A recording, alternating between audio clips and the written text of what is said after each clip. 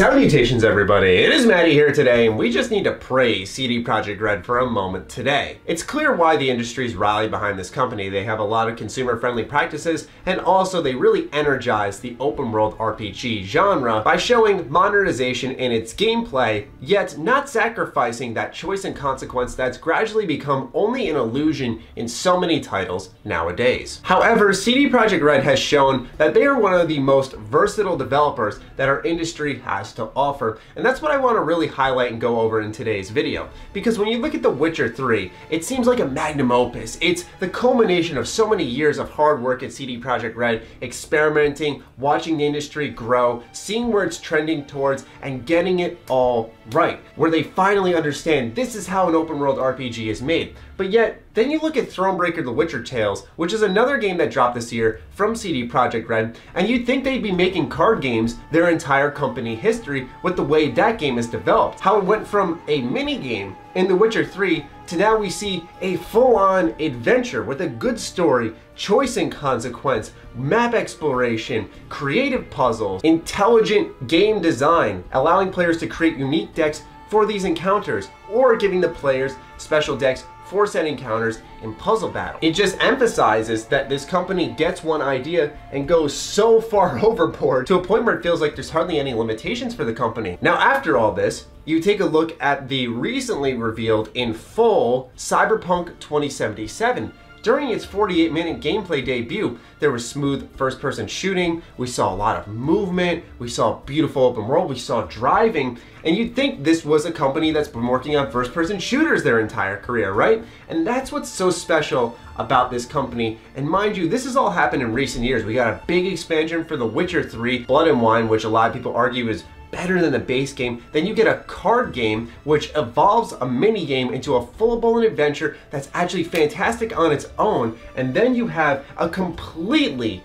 different IP offering something fresh and new, but yet it looks like somehow they get it. Now, we've kind of seen this versatility offered in developers before. A great example is, of course, Guerrilla Games, who developed originally the Killzone series and then went on to make one of the most popular PlayStation exclusives, Horizon Zero Dawn. The industry is starting to lean more in a way of passion, showing that good games can be made. It's not just about, let's take a look at the numbers, let's see what would really sell for the consumer. If the passion is there, if the marketing's there, chances are the game will sell itself. That's not to say that every single good game sells out of its mind. And what's great about this is it's healthy for everybody. The industry gets injected with new ideas, fresh games, and passion. Consumers support that, and we get this cycle of life going where it's passion, love, energy coming to us, we're giving it back, and it's this endless flow that really keeps this industry a positive place. Not that CD Projekt Red is at the center of it all, but I have to say that they are the ones who really sparked this idea in my mind of,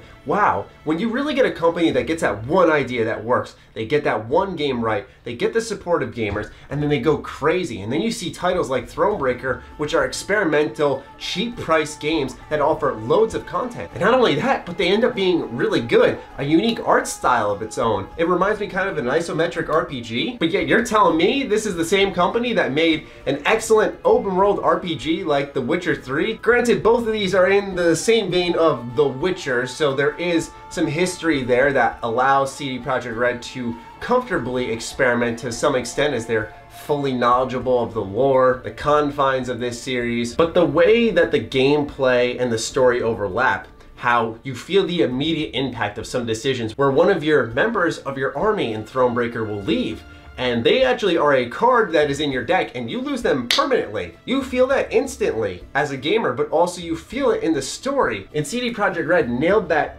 so perfectly in Thronebreaker: The Witcher Tales, yet they've also managed to nail moments like that in The Witcher 3 where you feel a sense of loss. They truly understand choice and consequence, how to drive stories through characters, and we can even see that developing in Cyberpunk, where the relationship between Jackie and V seems to be dynamic, kind of loose, like they're go-getters, and you have to wonder what's gonna go wrong, what's really gonna test this friendship, how far will this story go, where it'll put a strain on this friendship, and those who surround V. I mean, it's amazing, man. I've been supporting CD Projekt Red since The Witcher 2, where I often consider that a very underrated RPG, and CD Projekt Red a very underrated company. And to see them rise to the top like this and really become a champion of gamers in many ways, conquering genre by genre, really not having a lot of missteps, to me, I find that just fascinating and also fantastic for all of us. But anyway, I just wanted to give my tip of the cap to CD Projekt Red for such a job well done, man.